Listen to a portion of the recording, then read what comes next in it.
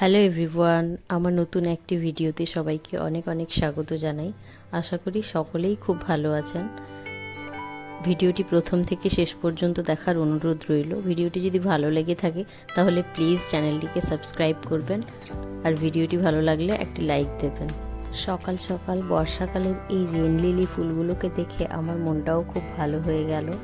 ঘুম থেকে উঠে সকাল সকাল বসে পড়েছি একটু ব্যালকনিতে, একটু বাইরের মনোরম পরিবেশটা উপভোগ করার জন্য। আমার প্রতিদিনই সকালবেলা ঘুম থেকে ওঠার পরে ওই বাইরে ব্যালকনিতে বসতে খুব ভালো লাগে, তাই আমি কিছুক্ষণ এভাবেই বসে থাকি।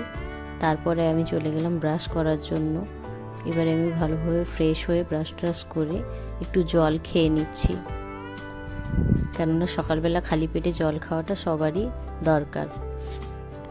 এবারে আমি সকালবেলা একটু ড্রাই ফ্রুটস খেয়ে নেব, কিন্তু আমার ভেতরে বসে খেতে একদমই ভালো লাগছিল না, তাই আবার আমি বাইরে চলে গেলাম ওখানে বসে খাওয়ার জন্য।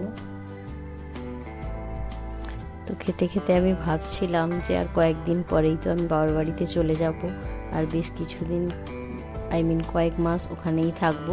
তাই এই বাড়ির জন্য খুব মন খারাপ হচ্ছিল, তাই বসে বসে ভাবছিলাম আর বাইরের দিকে তাকাচ্ছিলাম, দেখছিলাম মনোরম পরিবেশ। দেখুন গাছপালাগুলো বৃষ্টির জলে কিভাবে সতেজ হয়ে গেছে, যেন ওরাও একটা প্রাণ পেল। তারপরে চলে এলাম রান্নাঘরে রুটি করার জন্য। সকাল সকাল এখন ভীষণ খিদে পেয়ে যায়, তাই তাড়াতাড়ি করে আমি রুটি তরকারিটা করে নেব। তো আমি রুটিটা বেলে নিচ্ছি।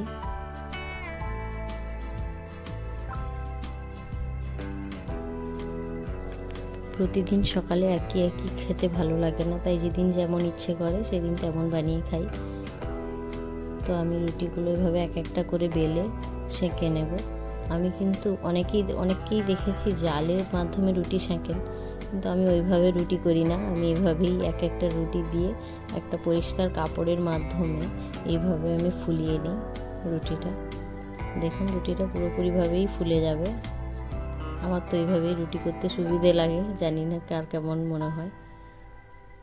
তো এবারে আমি রুটিগুলোর মধ্যে একটু ঘি লাগিয়ে নেব, কেননা এখন আমি ঘি বাটার এগুলো খাই। আগে খেতাম না খুব একটা, তো এখন আমি সব কিছুই খাই।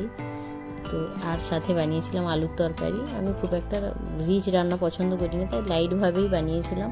কারি পাতা আর কালো জিরে লঙ্কা দিয়ে একটু ফোড়ন দিয়ে আমি আলুর তরকারিটা বানিয়েছিলাম।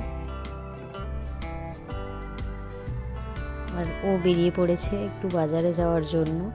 তো অনেক দিন পরেই বেরোলো, তাই জন্য আমি ভিডিওটা করলাম। আসলে ছোট্ট একটা অ্যাক্সিডেন্টে ওর পায়ে ফ্র্যাকচার হয়েছিল, প্রায় 1.5 মাস ধরে বাড়িতেই বসেছিল, বেরোতে পারেনি। তো আজকে অনেক দিন পরে বেরোনোর জন্য আমি ভাবলাম একটু ভিডিও করি। অনেক দিন পরে ওকে বাইক চালাতে দেখছি আবার, আমার খুব ভালো লাগছে। তারপরে খাওয়া দাওয়া করে দুপুরবেলা একটু রেস্ট নিয়েছিলাম, আর ভিডিও করা হয়নি। আর এখন বিকেলবেলা আমি একটু দুধ খেতে বসে পড়েছি। তো আজকের ভিডিওটা এখানেই শেষ করছি। ভিডিওটি কেমন লাগলো প্লিজ কমেন্ট করে জানিও। যদি ভিডিওটি ভালো লেগে থাকে তাহলে প্লিজ লাইক, কমেন্ট এবং শেয়ার করতে একদমই ভুলো না।